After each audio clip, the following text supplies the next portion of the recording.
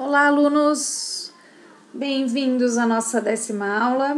Estamos chegando ao fim da nossa jornada. Nesta aula, nós vamos trabalhar noções de psicofarmacologia e a terapia e a relação de psicoterapia, as ações medicamentosas e alternativas, né? Aqui eu quero destacar, né, a psicoterapia e a psicofármaco e a eficácia de ambas no tratamento de pessoas com transtorno mental, né? Ambas elas vão possuir benefícios e limitações. Na psicofármaco, o alívio dos sintomas é mais rápido, mas vai existir efeitos colaterais adversos. E na psicoterapia, normalmente o acompanhamento é feito semanalmente. Depende da abordagem, mas habitualmente é semanal. E o progresso é observado no decorrer do tempo, né? Leva-se tempo. No entanto, os casos de transtornos mentais graves, eles demandam uma ação muitas vezes mais imediata. Então, desta forma, eu trouxe esse panorama para que vocês observem que as indicações dentro desse cenário deslumbrado, são de que os dois métodos terapêuticos, quando combinados, ao meu ver, eles são mais eficazes para a saúde mental do paciente do que isolados, né? Eles atuam de melhor maneira juntos. E o que é um psicofármaco? Tá? A intenção é curar, reduzir sintomas, sofrimento. Então, psicofármacos, eles são substâncias que eles vão alterar as atividades psíquicas e eles aliviam sintomas dos transtornos mentais, dos transtornos psicológicos e promovem a alteração da percepção, promovem a alteração do pensamento, tá? Farmacocinética, administração, transporte, biotransformação, excreção.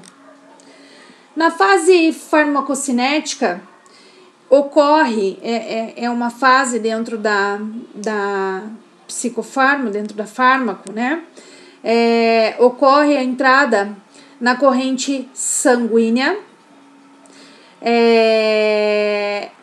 posteriormente é distribuída para os locais de ação, que são reservatórios, locais inesperados.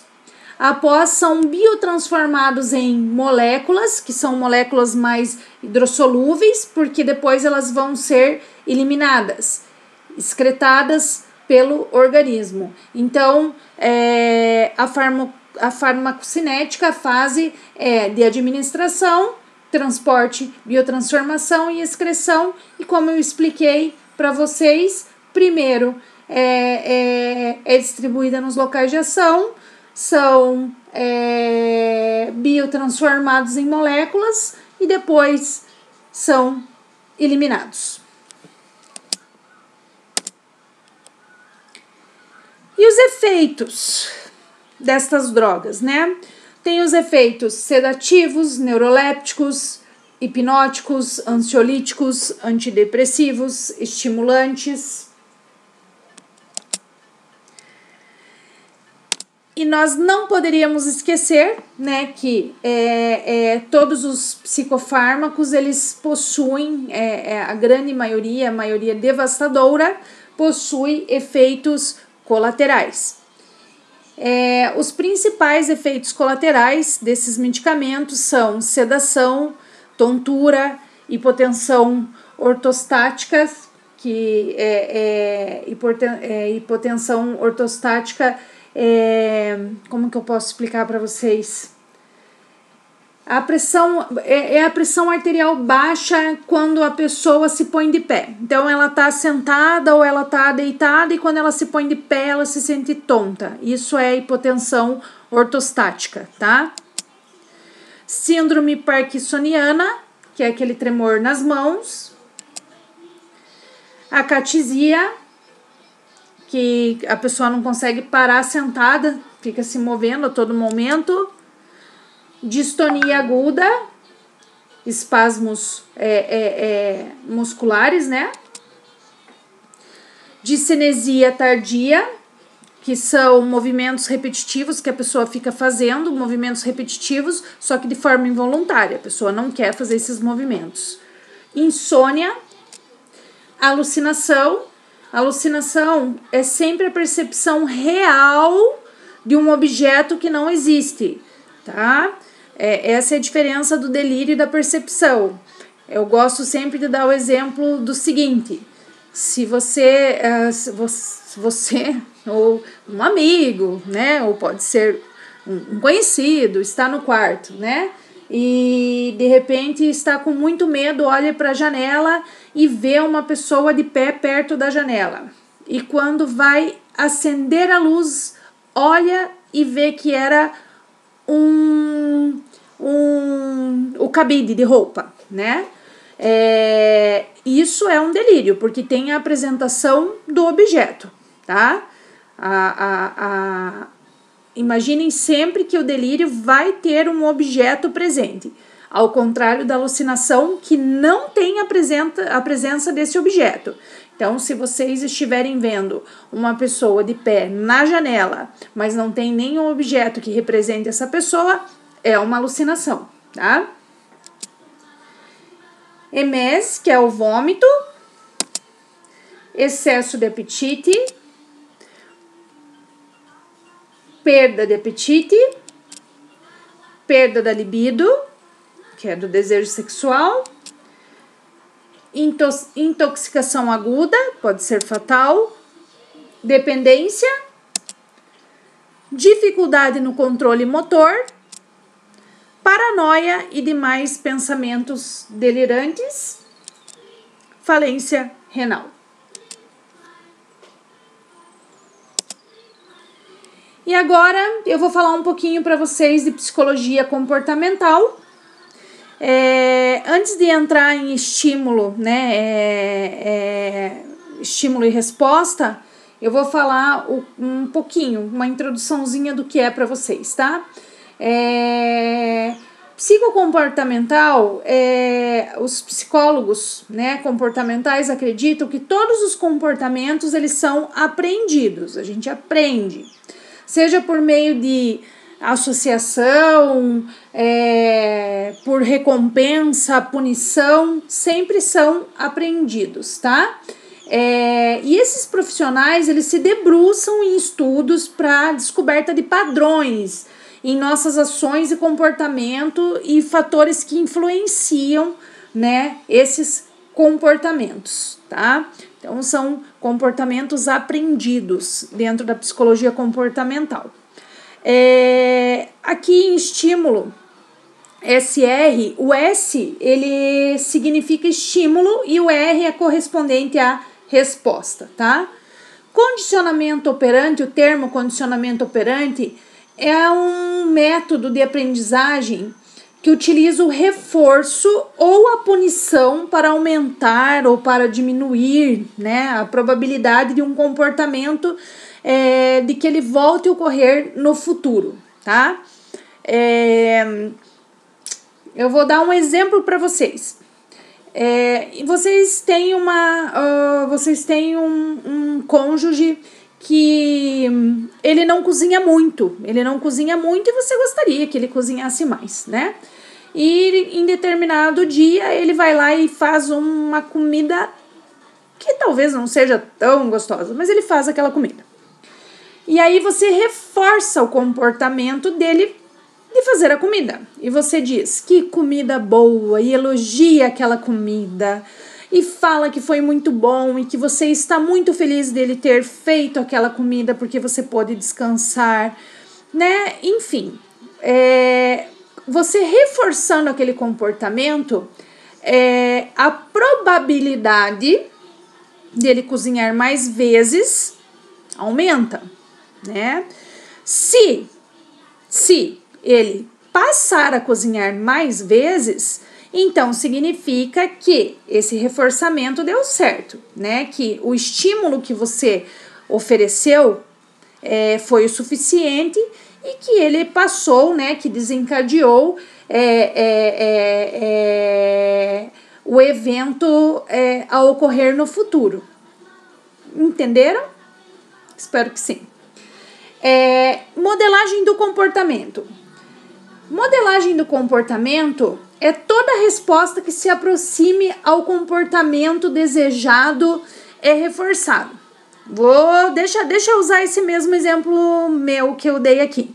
Então, assim, vamos supor que vocês elogiaram e falaram assim, ai, que comida boa, tava bem boa e bem gostosa essa comida. Mas ele não voltou a fazer comida só com você falando que a comida foi boa e que estava gostosa, tá? Quando ele voltar a fazer, você fala assim, ai, nossa, foi muito bom você ter feito essa comida, porque ao momento que você fez essa comida, eu consegui ler algumas páginas do livro que estava parado, ao invés de cozinhar, eu estava sem tempo para minha leitura, eu me sinto muito mais feliz, eu consegui tirar um tempinho para mim. Se de repente ele passar a cozinhar mais depois desse reforçamento, né, que foi diferente do primeiro, que foi só elogiar o sabor da comida, então essa modelagem, né, chegou muito mais perto do comportamento desejado. Então você vai começar a reforçar só esse comportamento. Você vai começar só a reforçar por intermédio desse incentivo. Vou colocar essa palavra para não dificultar as coisas, através desse incentivo. Então, sempre que ele cozinhar, você vai falar que bom, porque você tirou um tempo para você e vai reforçá-lo através disso, né? Isso é modelagem. Essa resposta, ela vai se aproximar ao comportamento desejado e reforçado, tá? E aí nós temos o reforço positivo, onde tem a apresentação de algo, ou negativo, que é a retirada, e a punição positiva, que é a apresentação, ou negativa, que é a retirada. O comportamento, alunos, ele tende a se repetir se ele for recompensado, que é o reforço positivo. Ou se for capaz de eliminar um estímulo aversivo, que daí é reforço negativo. Assim que emitir o comportamento. Por outro lado, o comportamento ele tenderá a não acontecer se o organismo for castigado, que daí é por intermédio da punição. O castigo é punição.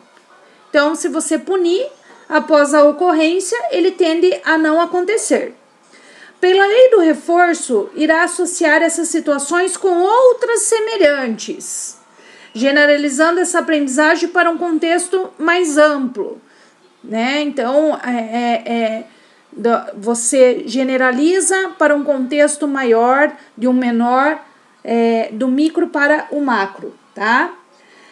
E não confundam e lembrem-se bem que em análise do comportamento, os termos positivo e negativo não é nada sobre algo bom, nada sobre algo ruim, é como eu falei ali em cima, tá? Positivo é apresentação, negativo é retirada. Acrescentar algo em seu ambiente ou retirá-lo. Por exemplo, você vai na casa do seu amigo e toca a campainha e ele vai abrir o portão.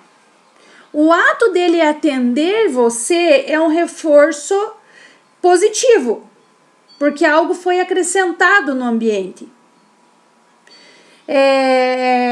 Um reforço negativo. Um funcionário chega atrasado todo dia e o seu chefe lhe repreende, né? Um dia ele chega no horário. E daí, se ele chega no horário, ele não vai ser repreendido. Então, o seu comportamento será reforçado pela ausência da bronca. ok? Ética,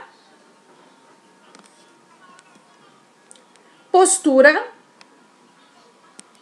aparência, fala e reforçar comportamento inadequado.